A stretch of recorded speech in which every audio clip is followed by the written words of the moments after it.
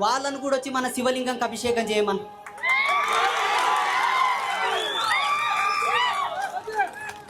వాళ్ళని వచ్చి మన సత్యనారాయణ వ్రతం చేయమని. వాళ్ళు చేయరు, వాళ్ళు కష్టపడతారు, తిండి లేకున్నా కూడా బతుకుతారు, ఎన్ని అప్పులైనా బతుకుతారు, ఎన్ని రోగాలు వచ్చినా చచ్చిపోతారు.